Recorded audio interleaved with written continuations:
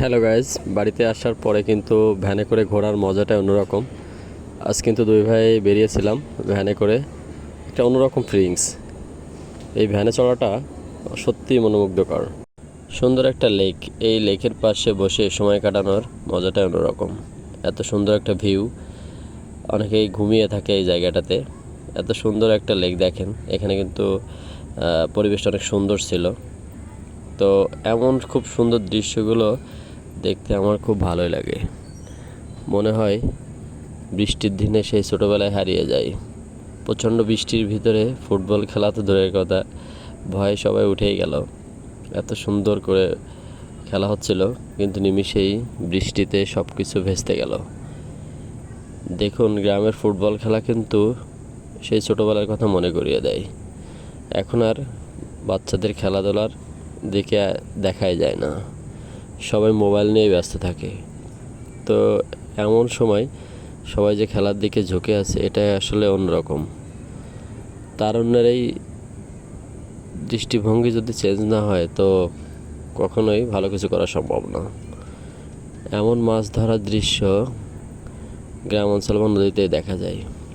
তো আজ আমরা ঘুরতে গেছিলাম, এমন কিছু দৃশ্য দেখলাম। এখানে সুন্দর কিছু পরিবেশ আপনাদের সাথে শেয়ার করব। অনেক সুন্দর কিছু জায়গা, ঘরে বসে থাকার কোনো সুযোগ নেই।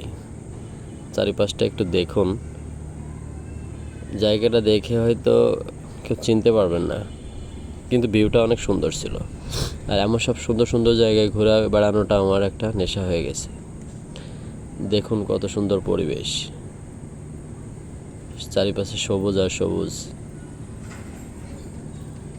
মাঠের মধ্যে গরু ছাগল ঘাস খাইতেছে। এত সুন্দর দৃশ্য কিন্তু সত্যিই মনোমুগ্ধকর। এমন দৃশ্যের ভিতরে সেদিন খুব ঘোরাটা সুন্দর হয়েছে।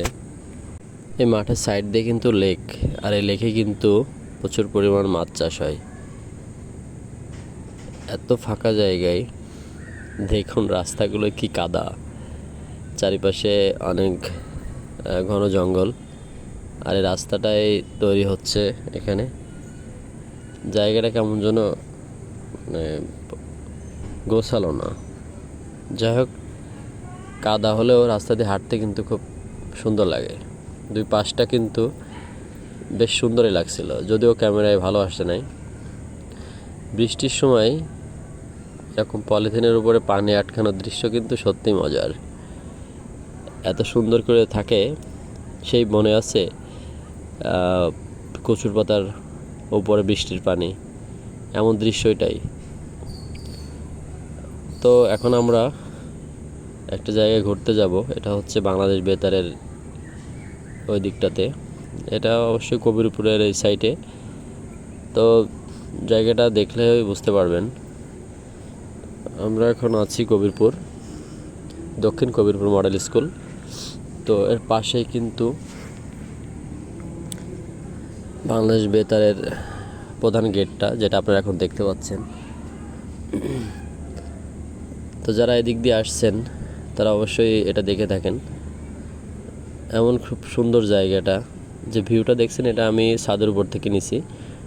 তো এই জায়গাটা কিন্তু বাংলাদেশ বেতারের ভিতরের অংশ, যেটা আমি জুম করে দেখাচ্ছি। এখান থেকে পুরা ভিউটা কিন্তু দেখা যায়।